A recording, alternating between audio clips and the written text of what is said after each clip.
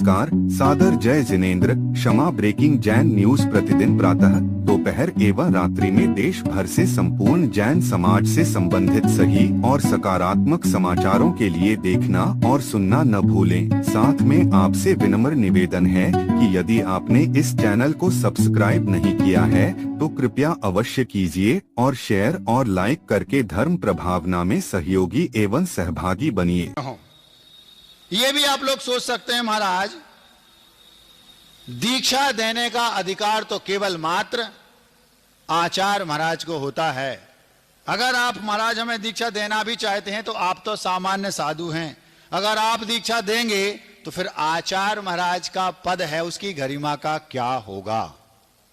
बहुत सारे लोगों के मन में यह प्रश्न उठ रहा होगा, महाराज बहुत दिनों से दीक्षा की झड़ी लगी है, हर 15 दिन में सुनते आज वहां दीक्षा हो गई, कल वहां दीक्षा हो गई, परसों वहां हो गई।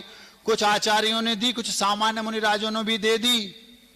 और ये भी आप कह सकते हैं महाराज, और तो और आचार्य ज्ञान सागर जी महाराज जी ने जब आचार्य विद्यासागर जी को दीक्षा दी थी, वो आचार्य थोड़ी थे। ये प्रश्न आपके मन में उठ सकता है। इसका मतलब है कि आचार्य ही दीक्षा देते हो, ऐसा जरूरी नहीं महाराज। जरूरी है।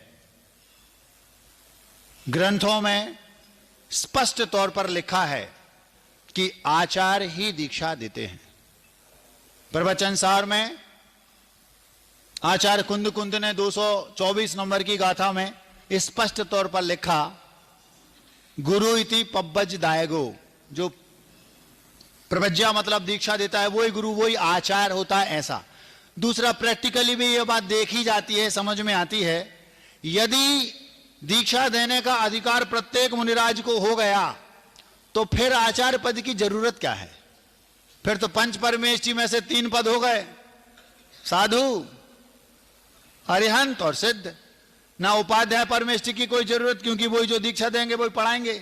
जबकि उपाध्याय वे हैं जो मुनियों को पढ़ाते हैं, वे उपाध्याय परमेष्ठी, और जो दीक्षा देते हैं वे आचार्य परमेष्ठी।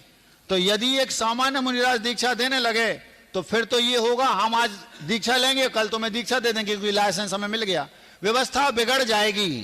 खैर, इस बात से हमें कोई मतलब नहीं है कि कौन दीक्षा दे रहा है, क्या हो रहा है। लेकिन ग्रंथों के आधार पर, गुरु परंपरा के आधार पर और गुरुदेव के जो विचार थे उनके आधार पर हमारा तो स्पष्ट तौर पर यह कहना, मानना और सोचना है, दृढ़ निश्चय है, आचार्य परमेष्ठी को ही दीक्षा देनी चाहिए। वे ही देते हैं। महाराज जी, इसमें गुरुदेव का क्या मत था? तो 2 प्रश्नों का उत्तर हम पहले बीच में एक पल में दे देते हैं, मैं उदाहरण के, कि दीक्षा आचार्य परमेष्ठी देते हैं वो, और दूसरा, क्या एक आर्यिका भी दीक्षा दे सकती है? यह प्रश्न आपके मन में उठ रहा हो, उठ सकता है। और क्या किसी आर्यिका को या ब्रह्मचारिणी को आर्यिका दीक्षा दे सकती है?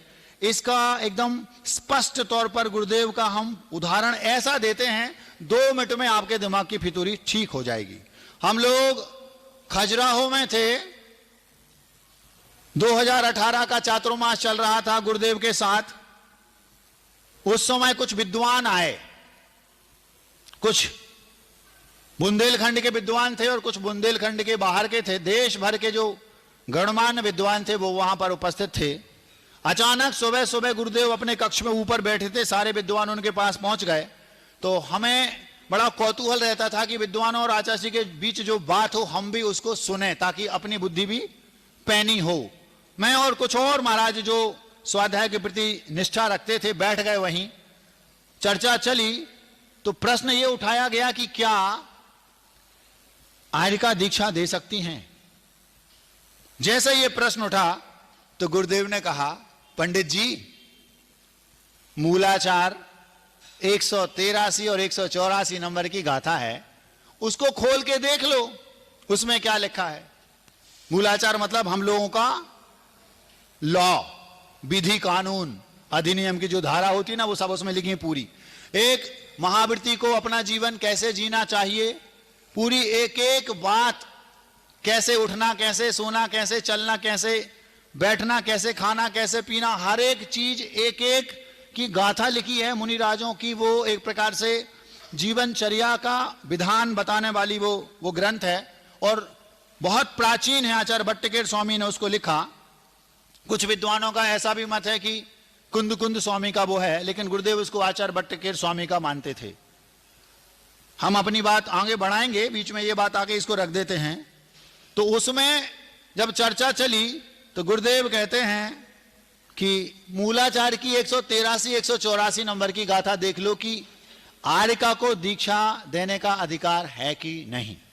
उसमें लिखा प्रिय धम्मो, दृढ़ धम्मो, संविज्ञो और बहुत सारे 20-25 उसमें ऐसे विशेषण लिखे। इन विशेषणों से युक्त चिर दीक्षित हो, गेहद अर्थ हो, तत्वों का अर्थ बहुत अच्छे से समझता हो, अप कौतूहली हो और बहुत सारे विशेषण लिखे ऐसी दोनों गाथाओं में। और लास्ट में लिखा वो अज्ञानाम गणधरो होदी, वो आर्यकाओं का गणधर मतलब आचार होता, उनको दीक्षा देने वाला होता। ये स्पष्ट लिखा गुरुदेव ने उनको सब विद्वानों के सामने वो गाथाएं और उनका अर्थ व्याकरण के अनुसार पूरा रखा। जब सब सुन लिया तो उसमें एक दिल्ली के पंडित वीर सागर जी करके एक विद्वान थे। वो बहुत धीरे से बिल्कुल वैसे बोले जैसे आप लोग बोलते हैं, महाराज अगर आचार्यों को दीक्षा देने का, मुनि दीक्षा देने का अधिकार है केवल, तो फिर आचार्य ज्ञान सागर जी तो आचार्य नहीं थे, उन्होंने दीक्षा कैसे दे दी? तो इसका उत्तर इनडायरेक्टली। और छोरियों को या ब्रह्मचारियों को दीक्षा आर्यका देती है क्या, दे सकती है? इन दोनों का उत्तर एक शब्द में बहुत अच्छे तरीके से मिला, वो सुनिए। तो वो पंडित वीर सागर जी बोलते हैं, गुरुदेव इस युग के प्रथम तीर्थंकर भगवान आदिनाथ, उनके प्रथम पुत्र चक्रवर्ती भरत, उनके प्रधान सेनापति जय कुमार, जिन्होंने प्रथम स्वयंवर इस युग का किया था सुलोचना के साथ, उन सुलोचना ने दीक्षा ली थी और दीक्षा लेने के बाद उन सुलोचना ने किसी को दीक्षा दी थी, ऐसा प्रथमान योग के ग्रंथ में लिखा है। तो जैसे ही आचार्य श्री ने सुना, आचार्य श्री का जवाब सुनने लायक था। आचार्य श्री तुरंत बोलते हैं, एकदम बेबाक बोलते हैं, ए पंडित जी, सुप्रीम कोर्ट में अखबारों के रेफरेंस नहीं चलते। क्या कहा? जैसे ही गुरुदेव से उन्होंने कहा कि आचार्य जी सुलोचना ने तो दीक्षा दी थी, तो गुरुदेव बोलते हैं सुप्रीम कोर्ट में अखबारों के रेफरेंस नहीं चलते। मतलब मैं आपको लॉ दिखा रहा हूं, विधि दिखा रहा हूं, कानून दिखा रहा हूं, जो विधि विधान है, धाराएं दिखा रहा हूं पूरी। इसमें क्या लिखा? ऐसा ऐसा योग्य आचार चिर दीक्षित हो वो दीक्षा दे सकता है आर्यकाओं को, सामान्य आचार भी नहीं। फिर मुनिराजों की तो बात ही अलग। तो अब इसमें दो उत्तर मिल गए। अगर ज्ञान सागर जी महाराजनी ने किसी कारणवश, किसी निमित्त वसात अगर आचार्य श्री विद्यासागर जी महाराज जी को उस समय विद्याधर जी को दीक्षा दी वो, अथवा सुलोचना ने किसी आर्यका को दीक्षा दी वो, ये दोनों की दोनों कोई एक विशेष परिस्थिति हो सकती है, लेकिन जो मूलाचार है, जो लॉ है, उसको क्यों, उसका उदाहरण क्यों नहीं देते? अखबारों का उदाहरण क्यों देते हो? ये बहुत बड़ा उत्तर है। वे लोग जो ये बोलते हैं कि ज्ञान सागर जी ने तो दीक्षा दी थी, तो उनसे ये प्रश्न पूछा जाएगा, फिर आचार्य परमेष्ठी के पद का औचित्य क्या, फिर उपाध्याय का औचित्य क्या? फिर सीधे 3 परमेष्ठी रख दो, सिद्ध, अरिहंत और साधु, बस। जो साधु फिर क्या होगा? पूरी व्यवस्था ही बिगड़ जाएगी। आप लोग इस बात को गौर से ध्यान में रखें। जैसे ही उन्होंने ये बोला, तुरंत मुझे समझ में आ गया कि आर्यकाओं को दीक्षा देने का अधिकार केवल सामान्य आचार्य को नहीं, जो चिर दीक्षित आचार्य हैं उनको है। उसमें यह भी लिखा, दीक्षा उससे ही लेना चाहिए जो चिर दीक्षित हों और बहुत प्रभावी हों, क्योंकि जीवन बहुत लंबा है। हमने किसी सामान्य से दीक्षा ले ली, पूरा जीवन जीना है। जिनका उस समय प्रभाव हो उनसे दीक्षा लेनी चाहिए। और छोरियों को किन से? जो चिर दीक्षित आचार्य हों। स्त्रियों को तो आर्यकाओं को दीक्षा देने का, आर्यकाओं को भी दीक्षा देने का अधिकार नहीं है उस ग्रंथ के अनुसार। कोई अगर ये कहे सीता ने सकल भूषण महाराज से दीक्षा ली थी और फिर पृथ्वीमती आर्यका के साथ रही, ना कि पृथ्वीमती जी से आर्यका ली थी। हिंदू धर्म में उनको ये कहा गया कि पृथ्वी में उन्हें समा गई वो नाम क्या था वस्तुतः? वो पृथ्वी मती आरिका के साथ नहीं, दीक्षा किससे ली थी? सकल भूषण मुनिराज से। तो ये दोनों बातें प्रथमान युग का उदाहरण भी। लेकिन गुरुदेव कहते जहां लॉ नहीं है वहां हम प्रथमान युग के उदाहरण दे सकते हैं, लेकिन जहां पर कानून है, विधि है, वहां तो फिर हमें विधि की बात करनी चाहिए। ये हमने आपसे शुरुआत की, हम आपको दीक्षित करना चाहते हैं। आपके मन में प्रश्न उठा होगा, महाराज आप तो मुनिराज हैं, दीक्षा के? घबराना नहीं, हम आपको दीक्षा देना नहीं चाह रहे, क्योंकि दीक्षा देने का अधिकार मेरी नजरों में तो केवल मात्र आचार्य परमेष्ठी को ही है, और आरिका को दीक्षा देने का अधिकार तो जो चिर दीक्षित आचार्य हैं, वो 20-25 विशेषणों से युक्त हैं, उनको है। आरिकाओं को तो है ही नहीं, सामान्य आचार्य को भी नहीं है।